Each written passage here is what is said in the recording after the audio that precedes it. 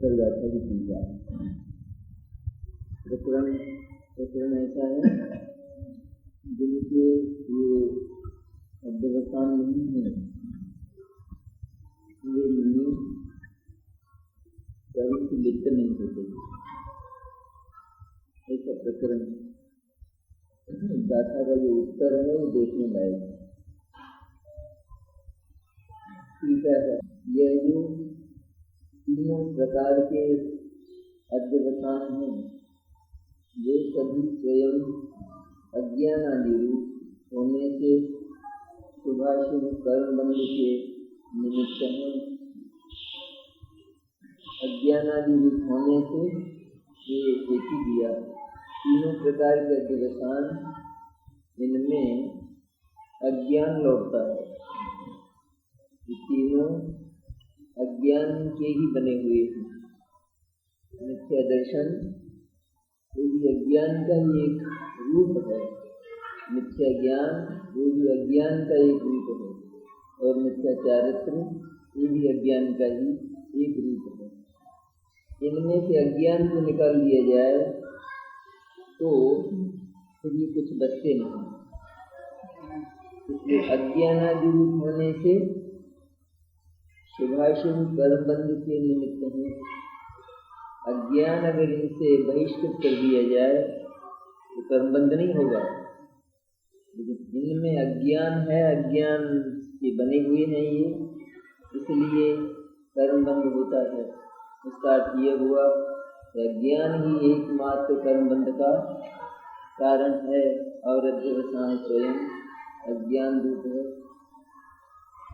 इसे विषय समझाते हैं। शुभ और शुभ दोनों प्रकार के कर्म अज्ञान दशा में बंधते हैं।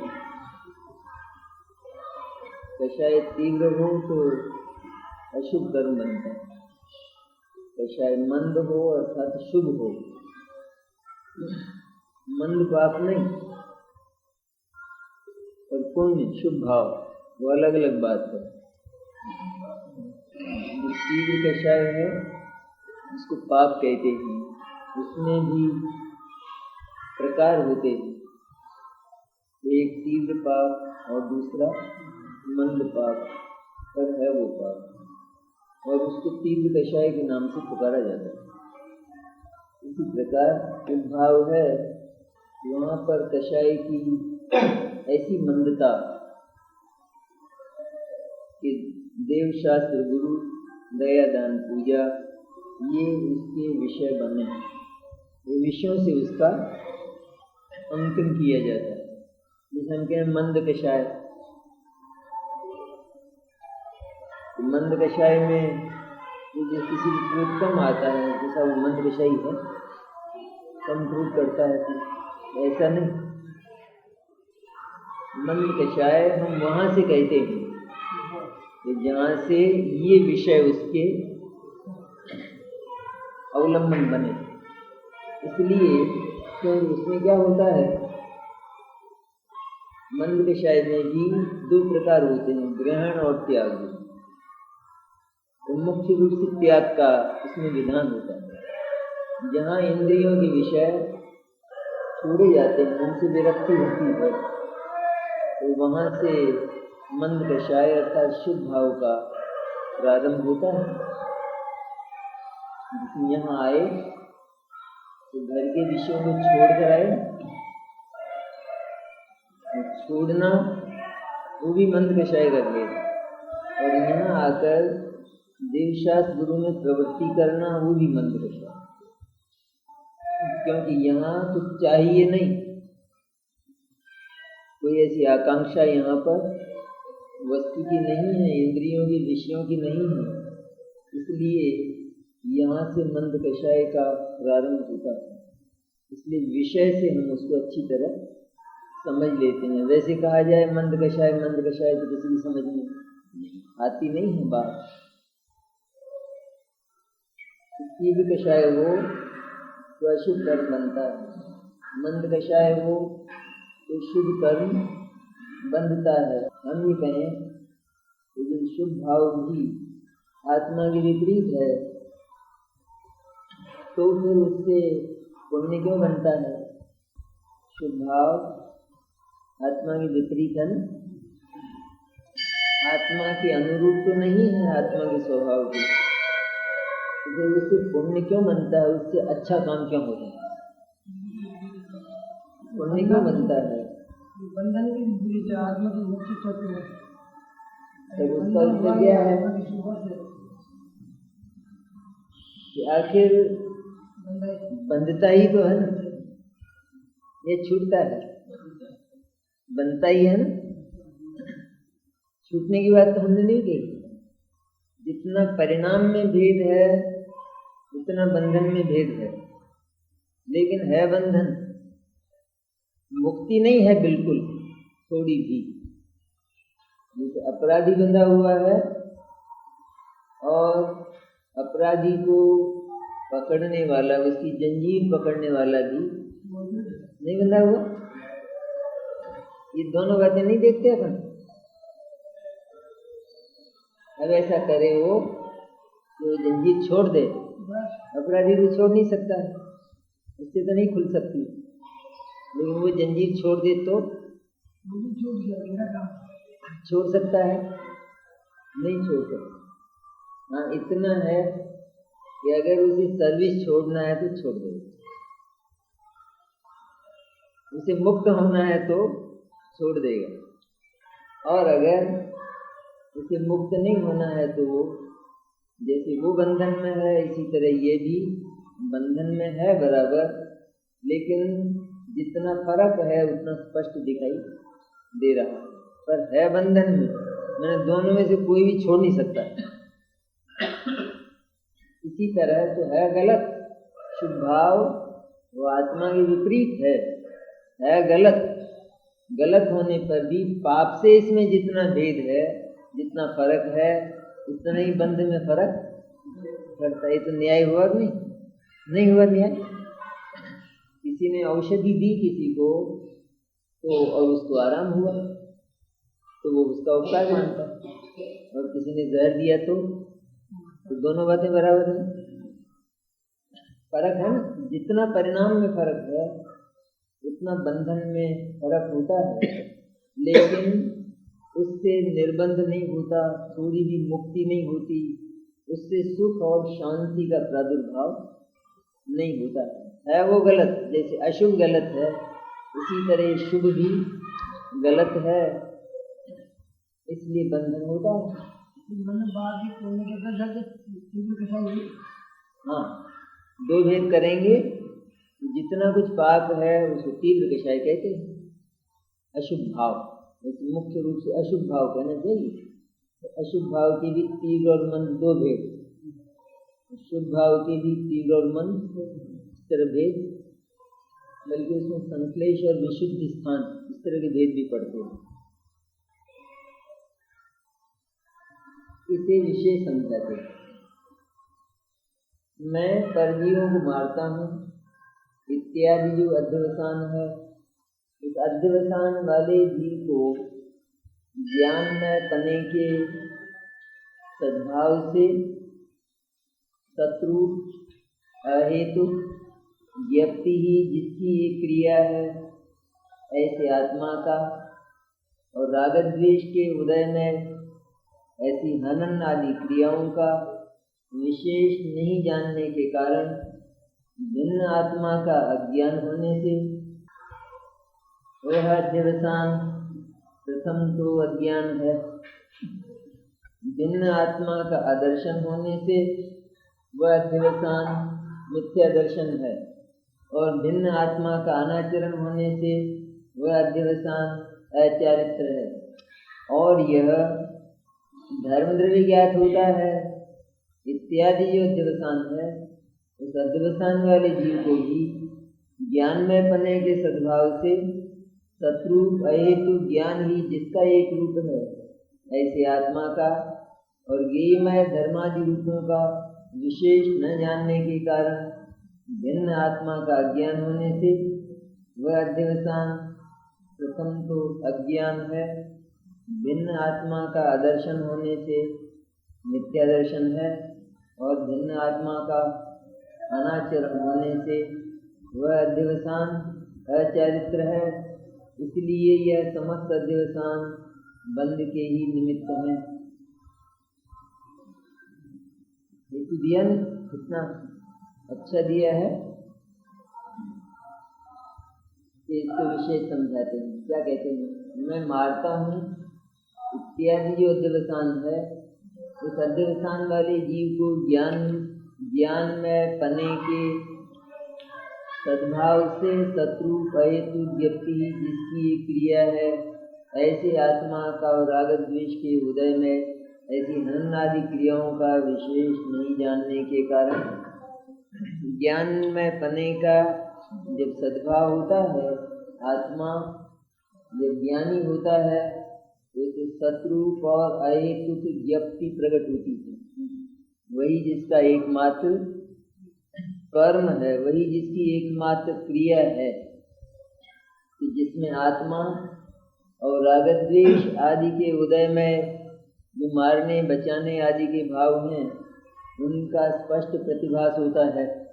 इसमें ज्ञानमय भाव में, और अज्ञानमय भाव में वह प्रतिभास नहीं होता है।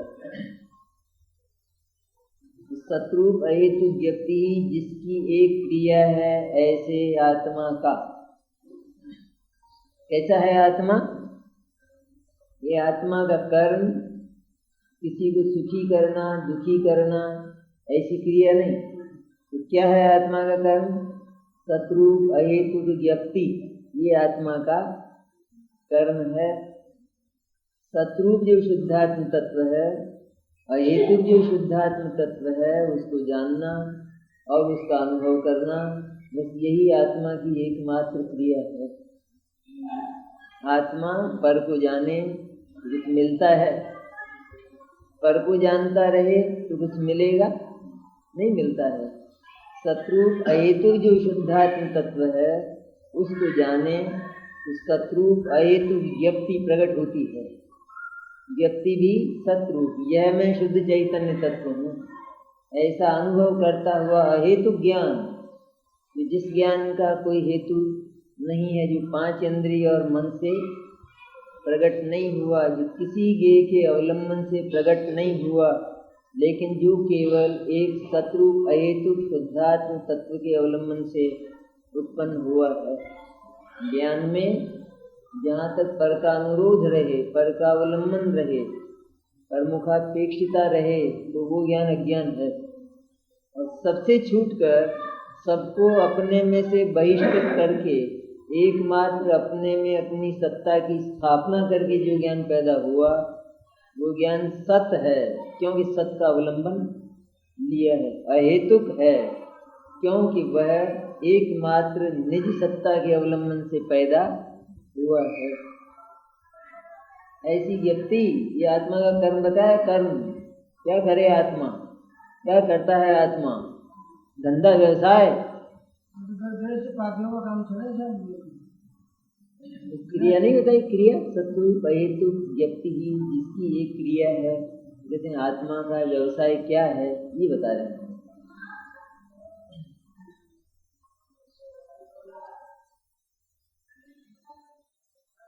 ऐसे आत्मा का और राग द्वेष के उदय में ऐसी हनन आदि क्रियाओं का विशेष नहीं जानने के कारण, राग द्वेष के उदय में ऐसी हनन आदि क्रियाओं का, क्रिया कौन सी है?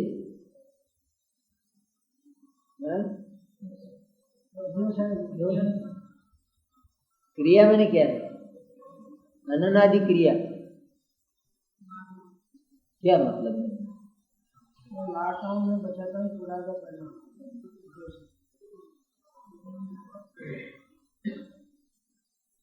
क्रिया से कौन से द्रव्य की ओर संकेत है? पर द्रव्य मैंने कौन?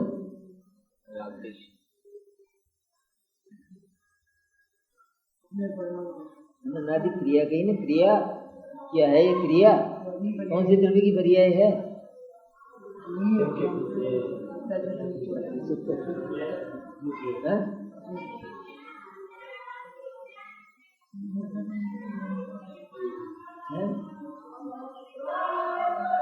जो हाथ पैर चलते हैं उनकी बात है नहीं, ये है नहीं है। किसी को सुखी करने, दुखी करने, मारने, बचाने इत्यादि में शरीर की हाथ पैर की क्रिया होती है, उससे तात्पर्य है या नहीं यहाँ?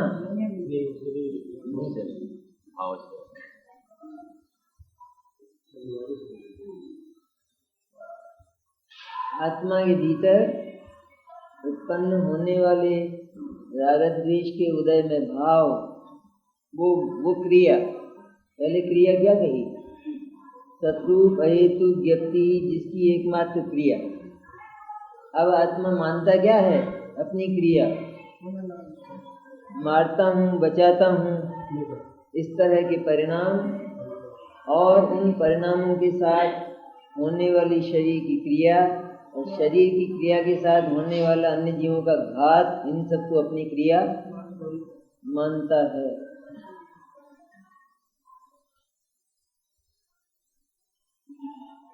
तो ऐसी हनन आदि क्रियाओं का विशेष नहीं जानने के कारण, विशेष में ना अंतर, इन दोनों का अंतर नहीं जानता। एक तो शत्रु अहेतु व्यक्ति और एक हनन आदि क्रिया, हुई दो बात। शत्रु अहेतु व्यक्ति माने जो व्यक्ति ज्ञान की जो क्रिया, जानने का जो परिणाम केवल अपनी सत्ता के अवलंबन से होता है, तब गौरव होता है, गरिमा आती है। वहाँ जिस समय शुद्धात्मा का दर्शन होता है, उसका अनुभव होता है, शुद्धात्मा में जो ज्ञान और आनंद आदि अनंत गुण भरे हैं उनका अनुभव होता है, तो आत्मा वहाँ अपने आप को स्वतंत्र स्वाधीन अनुभव करता है। और जहाँ ज्ञान केवल अन्य को विषय करता है, पर को विषय करता है, तो पर की ओर झांकने वाले की जो दुर्गति होती है वही दुर्गति आत्मा की होती है। पर की ओर जो निरंतर अन्य की ओर देखता है उसकी दुर्गति नहीं होती है। जो स्वद्रव्य की ओर, स्वसत्ता की ओर, अपनी वस्तु की ओर न देखे, उसका व्यवसाय अपने में न होकर जो सदा पर की ओर, अन्य की ओर देखता है, तो उसका व्यवसाय निरंतर अन्य में होने के कारण उसकी दुर्गति होती है। वो लोक में भी वो व्यक्ति अनाचारी, उचक्का कहलाता है, अनाचारी, जो सदा पर की ओर, अन्य की ओर देखता है। अन्य की शक्ल देखे, अन्य का मकान देखे, अन्य का व्यवसाय देखे, अन्य की दुकान देखे, अन्य का पैसा देखे, तो भला आदमी है? ये क्या करता है? अध्यवसान वाला जीव वह निरंतर स्वतत्व का दर्शन न करके केवल पर तत्वों का, परायों का, जो अन्य है बिल्कुल, जो इसके अधिकार के नहीं हैं, जिन्हें देखने का इसको कोई अधिकार नहीं, इतना तक है। तो ये आंख बंद कर लें कि आंख खुली हो तो भी देखना जरूरी नहीं है, क्योंकि जिसे अपने को ही देखना है, अपना ही देखना है, अपना ही देखना जिसका प्रयोजन है, तो दूसरे को देखता नहीं। दूसरा दिख जाए तो आंख बंद करता नहीं, लेकिन देखना नहीं चाहता, इसलिए दिख जाए तो भी उसने देखा नहीं। ठीक है ना? देखा उसने, क्यों देखे? वो किसी अन्य को देखने से उसे कुछ मिलता नहीं, और अपनी वस्तु को देखने से सब कुछ मिलता है। उसमें गौरव आता है, गरिमा आती है, आनंद आता है। बहुत अपन निकलते हैं, चलते हैं ना, तो कितने लोगों को देखते हैं, बहुत दिखते हैं। और कोई पूछे आपने उनको देखा क्या? हमको तो मालूम नहीं, सब इसी रास्ते से गया है, तो आपने नहीं देखा? बोले हमारा ध्यान तो ये दिखा नहीं, आंख बंद थी, आंख के सामने तो आया, लेकिन क्योंकि हमें देखना नहीं था, इसलिए दिख जाने पर भी वहां पर हमारी आंख केंद्रित नहीं होती है, उसको दिख जाना कहते हैं। तो वहां दिखा देखा नहीं, और अंत में जो उत्तर होता वो यही होता है कि हमने देखा नहीं था। देख लेने पर भी जिसमें हमारी नजर केंद्रित नहीं होती उसको देखने वाला नहीं कहते, दिख जाने वाला कहते हैं, जो अनदेखा जैसा होता है। ऐसी स्थिति है यहाँ। आत्मा जिसका काम, जिसका व्यवसाय एकमात्र अपनी चैतन्य सत्ता का दर्शन है, उसी को जिसे देखना चाहिए और निरंतर उसमें भरे हुए आनंद का भोग करना चाहिए, ऐसे आत्मा को न जानता हुआ और राग द्वेष के उदय में ऐसी हनन आदि क्रियाओं का विशेष नहीं जानने के कारण भिन्न आत्मा का अज्ञान होने से यह अध्यवसान प्रथम तो अज्ञान है। भिन्न आत्मा का, इनसे मैं सुखी करता हूँ, मैं दुखी करता हूँ, इन भावों से और इन भावों के जो विषय हैं उनसे, और जिन कर्मों के उदय में ये भाव होते हैं उनसे, इन सबसे आत्मा भिन्न होने के कारण वो इस बात को जानता नहीं, इसलिए यह अध्यवसान अज्ञान है। नहीं जानता ना, भिन्न आत्मा का ज्ञान न होने के कारण ये अध्यवसान अज्ञान है। कब पैदा होता है? जब आत्मा को सब पदार्थों से अलग थलग न्यारा देखा और यह देखा कि मेरी सत्ता का किसी से संबंध नहीं है, तो फिर किसी भी प्रकार के संबंध भाव का जन्म नहीं होगा।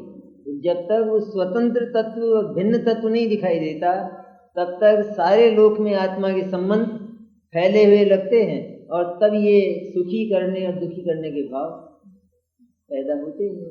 मूल बताया ना इसका क्या है? जड़ सर्व संबंध रहित जो आत्म तत्व है, उसका ज्ञान न होने पर आत्मा नियम से अपने संबंधों को लोकव्यापी मानता है। मेरे संबंध सब जगह हैं, सब जगह संबंध है। किसी को भी पूछा जाए कि आप, तो मेरे तो सारे हिंदुस्तान में संबंध है, मेरे सब जगह। कोई प्रांत ऐसा नहीं बचा कि जहाँ हमारे संबंध और हमारे संबंधी नहीं हो। तो जहाँ इस संबंध भाव का अनुभव करता है, तो वहाँ उतने ही प्रकार की क्रिया और विकल्प पैदा होंगे नहीं। आज एक जगह से तार आया और कल दूसरी जगह से चिट्ठी आई है, और आज वहाँ जा रहा है तो फिर किसी दूसरी जगह है। इस तरह है, ये जो विविधता है ये तब पैदा होती है परिणामों में कि जब आत्मा के संबंध अनेक प्रकार के विविध पदार्थों से स्वीकार करता है। जहाँ सबसे सिमट कर केवल एक मेरी सत्ता चैतन्य में है ऐसा जाना, तो वहाँ पर फिर ये सारे संबंध। लेकिन ये तब तक नहीं होता कि जब तक आत्मा को सबसे भिन्न न जाना जाए। सबसे भिन्न जान ले तो सारे संबंधों का भीतर से निषेध होता है, फिर संबंध नहीं रहता, तो सारे संबंधों का निषेध होता है। और इसके बाद धीरे धीरे वे संबंध सारे सिमट जाते हैं, वे भाव सिमट जाते हैं। जब तक भिन्न आत्मा को नहीं जानता, तब तक अध्यवसान का जन्म होता है, और वह अध्यवसान अज्ञान का ही रूप है, अज्ञान का ही बना हुआ है। अध्यवसान के भीतर अज्ञान ही अज्ञान है, इसलिए वह, उसको हम अज्ञान ही कहते हैं। भिन्न आत्मा का आदर्शन होने से वो मिथ्या दर्शन है। जब तक पर तत्व के साथ एकत्व रहता है, संबंध भाव रहता है, तब तक आत्मा की भिन्न अनुभूति नहीं होती। कैसी अनुभूति होती है? संबंधमय अनुभूति होती है।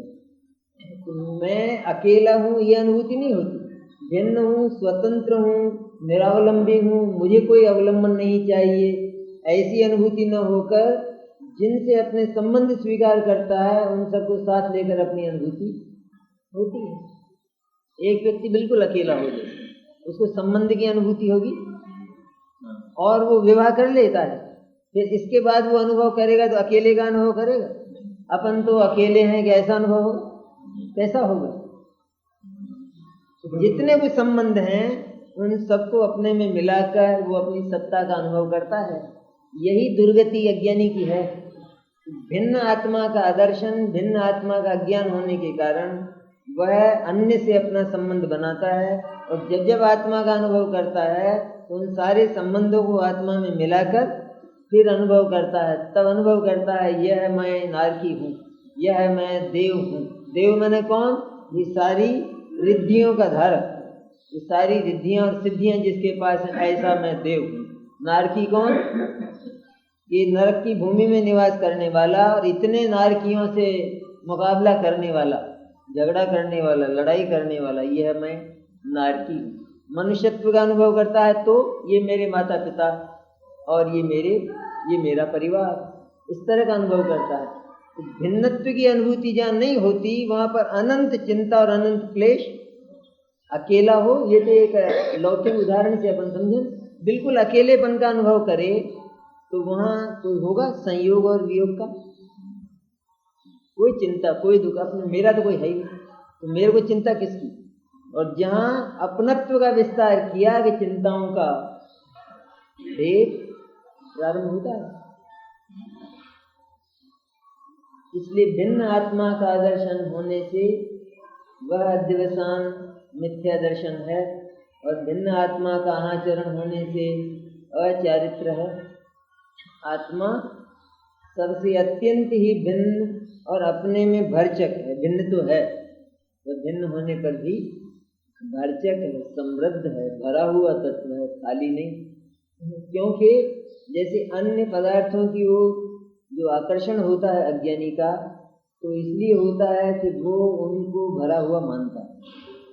नहीं, ये विषय है पाचन के विषय, जो भोजन ही है, भोजन में कुछ मानता है ये, तब नहीं इसका आकर्षण होता है। अगर ये खाली खाली माने, जैसे इसको थाली में कोई मिट्टी रख दे तो ये आकर्षण होगा, तो वो उसको मानता है ना कुछ कि इसमें कुछ तत्व हैं ऐसे, तब नहीं आकर्षित होता है। इसी तरह पैसा, मकान और इन सबकी ओर आकर्षित क्यों होता है? क्योंकि वो मानता है कि ये समृद्ध हैं, इनमें कुछ है। और आत्मा को कैसा मानता है?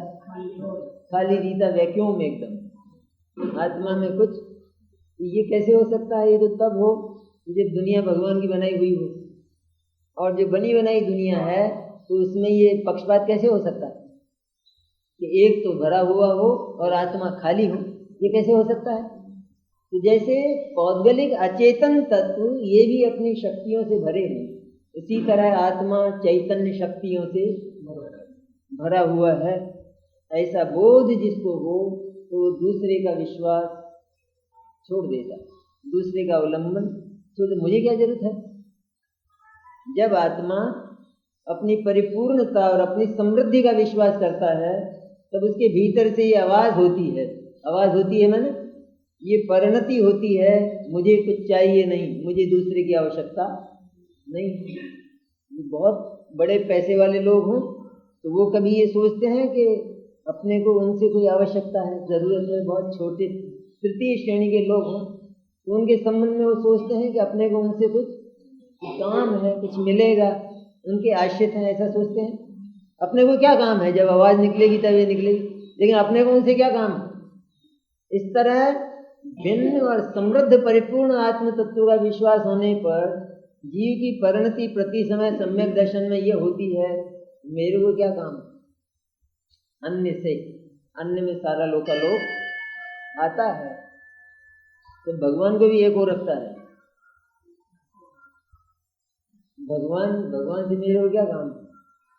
नहीं है काम, भगवान से काम नहीं। भगवान से तो काम इतना ही है कि उनसे पूछने जाता है वो कि आप भगवान कैसे बने, और कुछ काम है? और काम तो अनाचारियों को होता है, तो वो भगवान के पास जाते ही देन लेन का धंधा शुरू कर देते हैं, और वो वहाँ होता नहीं भगवान के पास। लेकिन जो समझदार है वास्तव में भगवान के स्वरूप को जानता है, तो भगवान के पास इसलिए जाता है कि आप तो सिर्फ एक बात मुझे बता दो कि आप भगवान कैसे बने। तो बात पूछता है उसकी, उनसे लेता नहीं कुछ। ये नहीं कहता आप ही दे दो फिर आप और कर लेना, उसमें क्या फर्क पड़ता है?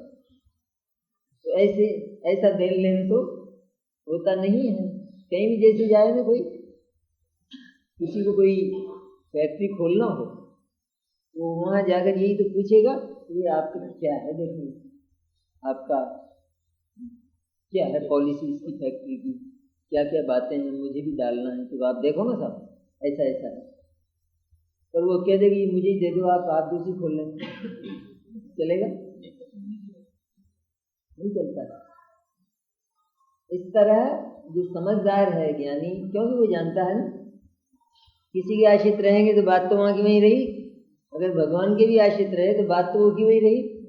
इसलिए इस पराधीनता का अंत होकर और जो स्वाधीनता प्रकट करना है उसमें तो जगत के पदार्थ तो बहुत दूर, लेकिन भगवान का अवलंबन भी बर्दाश्त नहीं हो सकता है। इसलिए जो नैतिक लोग हैं, सदाचारी, वो भगवान के पास जाकर अनाचार की बात नहीं करते हैं। आप ही दे दो, या आपने दिए हैं बहुत और आप दे दोगे तो मैं आपका ऐसा कर दूंगा, और क्या है, भगवान को छत्र दे दूंगा। जैसे भगवान छत्र के बिना बहुत परेशान, बहुत दुखी हो, छत्र दे दूंगा और ये सब कर दूंगा भगवान आपके